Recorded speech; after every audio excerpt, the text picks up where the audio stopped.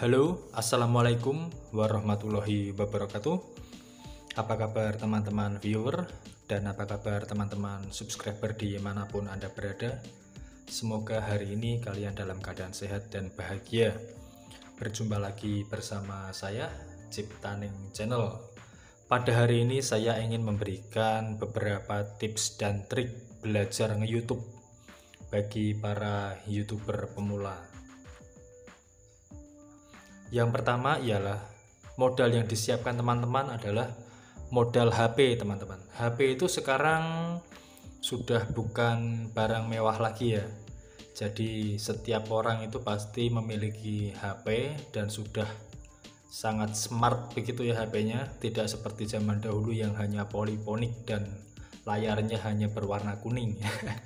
Kalau sekarang itu HP-nya sudah smartphone, sudah sangat canggih, bisa merekam. Harga HP yang sekitar 2 jutaan itu ya teman-teman itu sudah bagus, sudah ada stabilizer HP-nya ya. Jadi kalau dibuat untuk merekam itu sudah gambarnya sudah anteng, sudah nggak goyang, nggak shake begitu, nggak sake. Merek apapun itu terserah, itu HP harga 2 juta sudah bagus, sudah cukup untuk teman-teman nge-YouTube.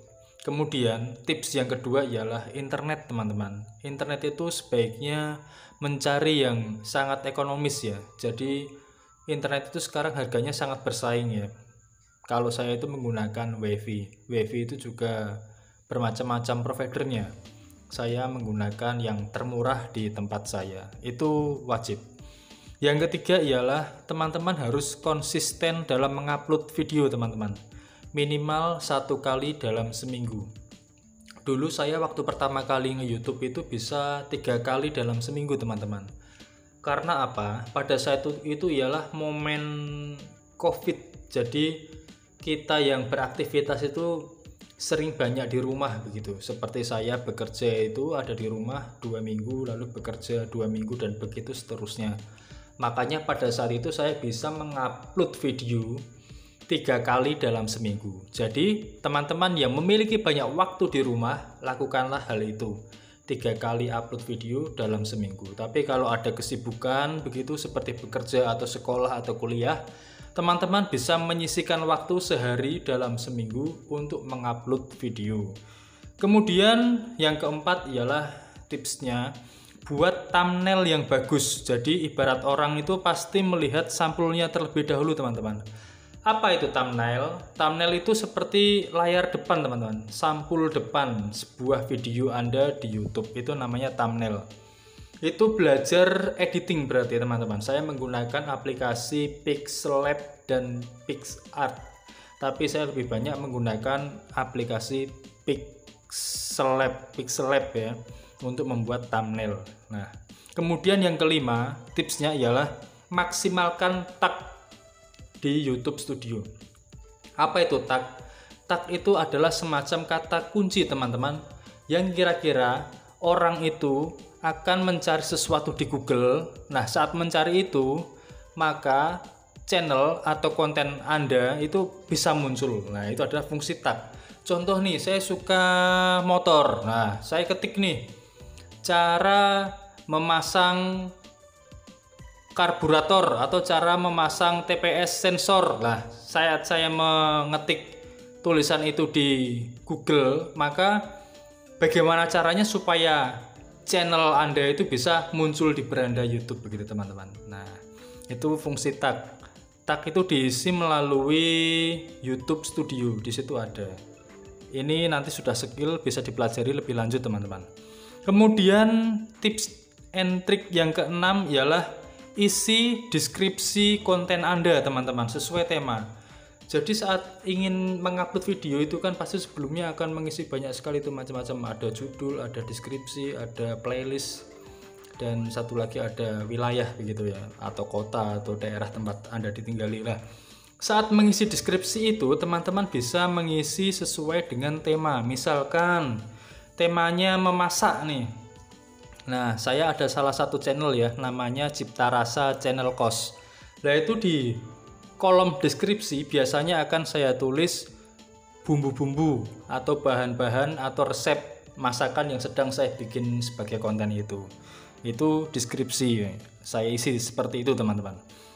Kemudian tips yang ketujuh ialah hati-hati dalam menggunakan backsound. Backsound itu memang enak ya untuk selingan mengisi kekosongan suara kita, jadi bisa diisi dengan backsound. Apalagi yang cara bicaranya banyak begitu ya, banyak jedanya. Nah itu fungsi backsound bisa untuk mengisi kekosongan suara seperti itu teman-teman, supaya tidak hening ya. Tapi teman-teman harus berhati-hati dalam menggunakan backsound. Karena apa? Jika sampai terjadi teguran copyright sebanyak 3 kali begitu, maka channel teman-teman akan di-banned dan tidak bisa digunakan lagi. Jadi di sini teman-teman harus hati-hati dalam menggunakan backsound. Kemudian tips yang ke-8 ialah narasi teman-teman. Buat narasi yang bagus supaya viewer itu betah mengikuti konten milik teman-teman di rumah ya. Karena apa? Tidak semua orang itu bisa bicara. Saya dulu waktu nge-YouTube juga menulis dulu teman-teman. Penulis di sebuah kertas begitu ya, ada satu folio gitu, satu lembar folio kalau di total ya, atau satu kebet buku itu dulu. Saya sebanyak 3 kali menulis hal seperti itu teman-teman.